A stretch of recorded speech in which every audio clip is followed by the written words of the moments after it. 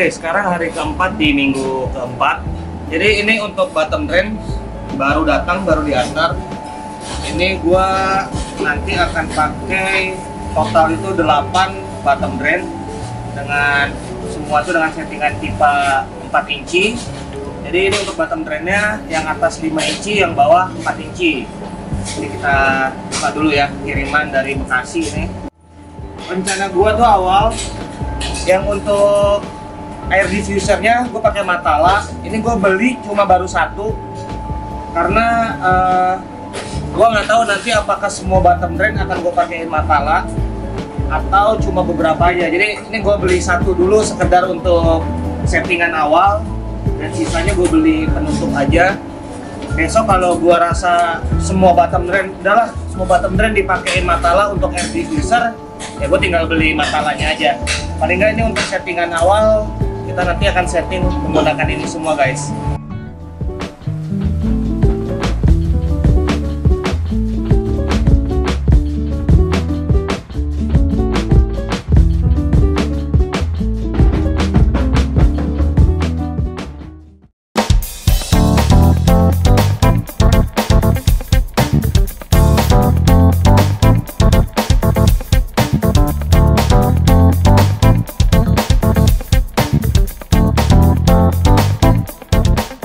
Oke, jadi ini titik-titik as bottom drainnya. Ini ada 1, 2, kemudian di sana kita bisa lihat ini 3, yang ini 4. Nah, untuk posisi bottom drain yang di tengah itu gua ambil cross diagonal dari titik ini. Jadi benar-benar kayak segi 5, bukan segi 5 sih, 5 titik lah. Nah, ini pas di cross diagonalnya, jadi posisinya cukup simetris. Yang sebelah sana juga kurang lebih sama. Kalau kita lihat di sini, ini ada titik cross diagonalnya juga. Nah, ini titik bottom drainnya 1, 2. Jadi total untuk bottom drain yang dengan 4 inci kita akan pakai 8.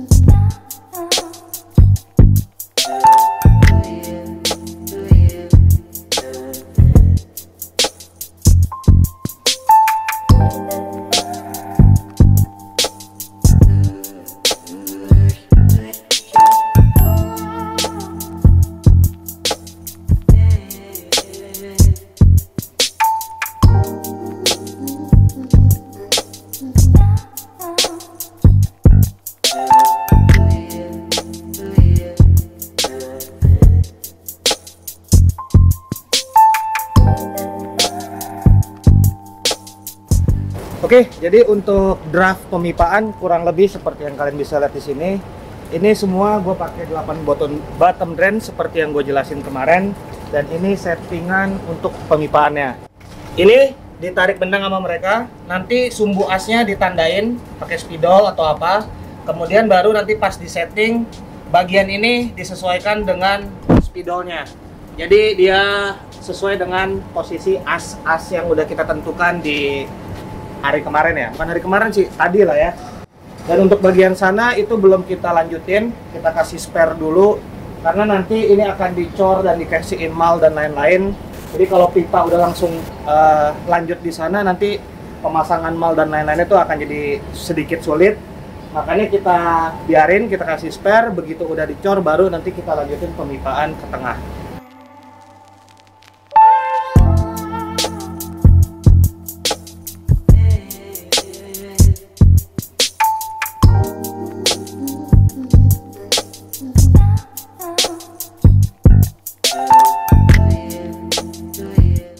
Oke, jadi nanti lantai mega kolam ini itu dicor sampai seginilah kurang lebih nih, kurang lebih sampai segini. Kemudian dari sini ke atas ke bibir bottom drain ini nanti itu pakai semen, pakai acian. Jadi makanya di setting itu udah diukur ketinggian kolam dan lain-lain, dan inilah settingan finalnya. Nah, ini Pak Denny dan kawan-kawan juga udah mulai ngekunci settingan-settingan pipa ini, dan seperti tadi kita bilang ini ditandain dengan spidol titik, jadi as dari lubang ini itu sesuai dengan yang tadi kita patokin ya, dan ketinggiannya pun antara satu bottom drain dan bottom drain yang lain juga kurang lebih sama karena udah ditarik benang. Jadi kurang lebih sih teknis pemasangannya seperti itu.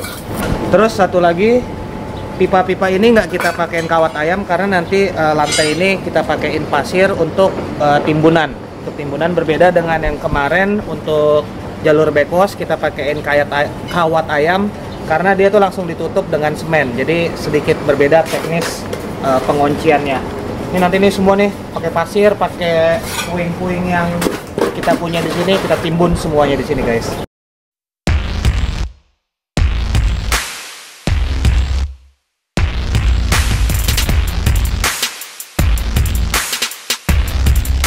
Oke, jadi sambil abang-abang ini setting pemipaan yang ada, ini ada satu pipa yang tadi hampir kelupaan gue bahas. Ini pipa 3 inci.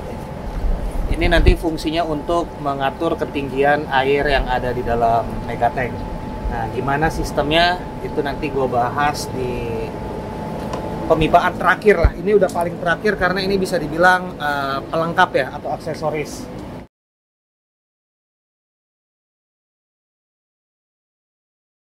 Oke, seperti yang kalian bisa lihat di layar, ini kurang lebih desain pemipaan megatank yang akan gue lakukan guys. Jadi secara umum desain filter pun gue juga sebenarnya terinspirasi dari desain kolam koi. Nah, di sini gue menggunakan filter desain kasarnya seperti ini. Kenapa semua air gue kumpulin di tengah, kemudian gue oper ke kanan dan ke kiri? Karena itu gue mempertimbangkan hydraulic retention time. Nah, untuk mengenai hydraulic retention time itu nanti akan gue bahas di video berikutnya ya. Begitu kita udah masuk ke denah chamber-chamber ini. Nah, di sini seperti yang kalian bisa lihat, gue pakai 8 bottom drain dan 4 surface skimmer. Di mana bottom drain itu masing-masing menggunakan pipa 4 inci, dan untuk surface skimmer gue menggunakan pipa 3 inci guys. Nah, di sini posisi bottom drain gue buat seperti ini karena gue rasa ini dapat memaksimalkan area sedot masing-masing dari bottom drain ini. Nah, kalau kita lihat ke gambar berikutnya, di sini gue udah mencoba mengilustrasikan area yang bisa di cover oleh setiap bottom drain. Di sini gue asumsi setiap bottom drain itu dapat mengcover area dengan radius 1 meter. Jadi di sini semua area yang ada di dalam lingkaran ini, harapan gue itu bisa di cover oleh masing-masing bottom drain. Tinggal di area depan, area sini, dan juga sedikit di area belakang. Ini yang mungkin kurang efektif di cover oleh semua bottom drain ini. Tapi nanti bisa kita akalin dengan mainin arus di daerah ini, dan juga bagian depan. Itu masalah teknis, kita emang benar-benar harus eksekusi dan nanti kita lihatlah hasilnya seperti apa. Oke, untuk menghitung turnover pipa yang gue gunakan di megatank ini, Seperti yang kalian bisa lihat, ini panjang megatank adalah 9 meter, lebar 4 meter di luar filter ya. Kalau dengan filter itu lebar totalnya jadi 5,3 meter, tapi untuk kolamnya tok itu ada di 4 meter.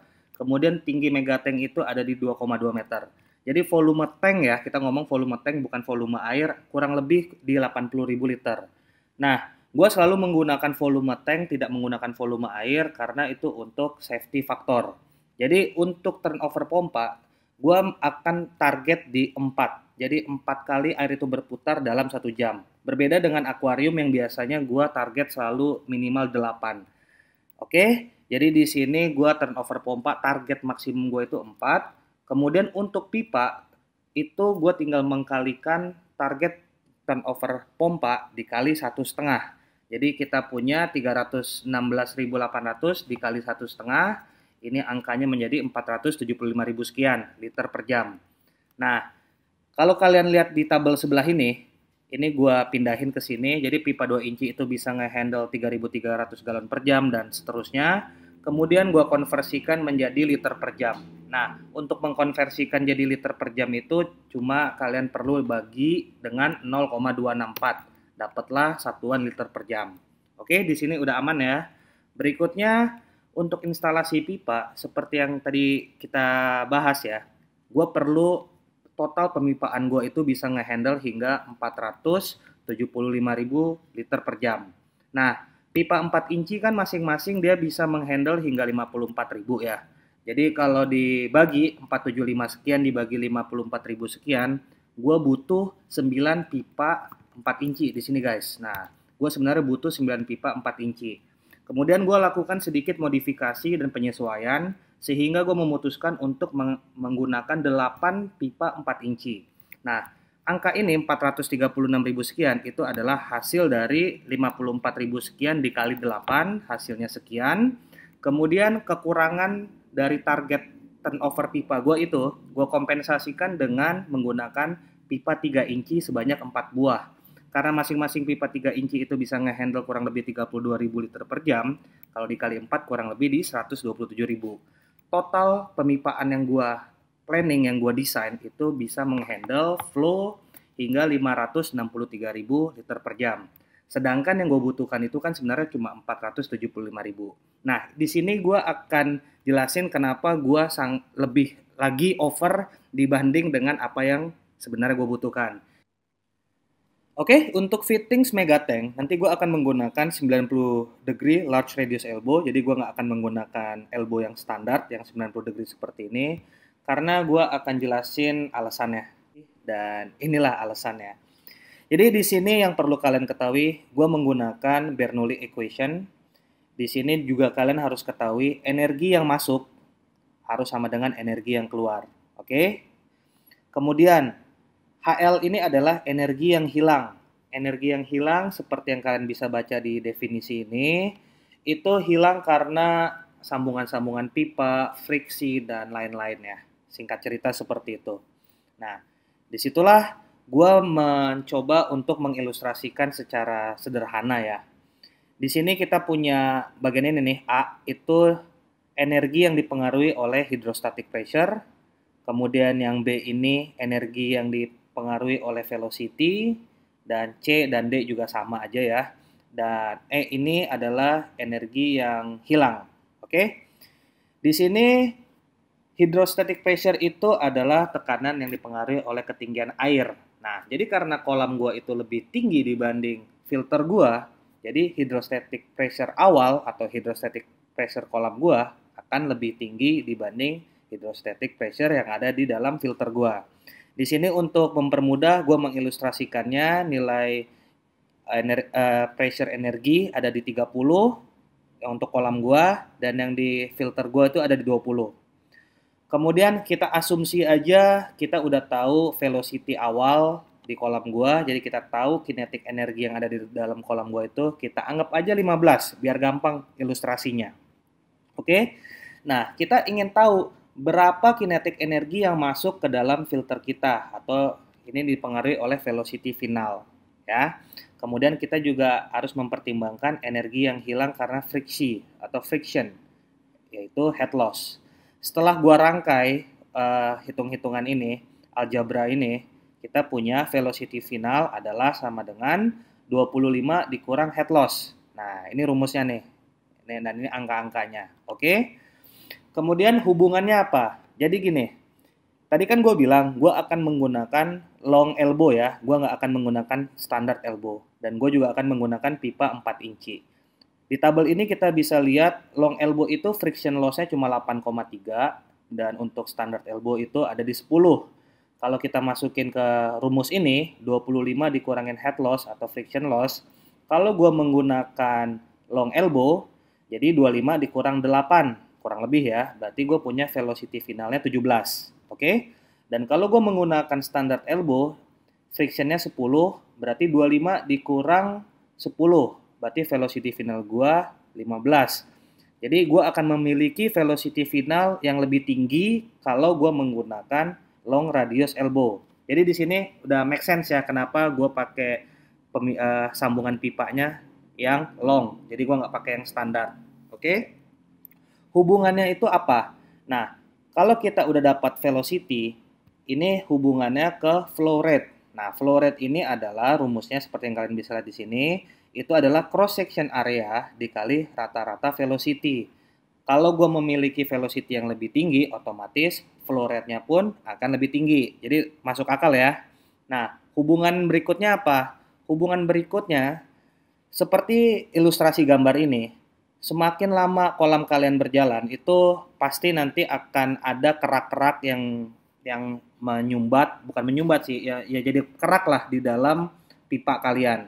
Nah, dengan adanya kerak-kerak itu atau kotoran yang mengendap, itu akan menambah head loss. Nah, akan menambah friction. Kemudian itu juga akan memperkecil diameter dalam pipa kalian. Sedangkan flow rate itu tadi kan gue bilang area dikali velocity. Nah, jadi kalau velocity-nya berkurang dan area dalam pipa kalian juga berkurang karena udah mulai ketutupan kerak, otomatis flow rate yang tadi kita desain di turnover itu udah nggak lagi menjadi seperti itu karena diameter dalamnya itu udah menjadi lebih kecil.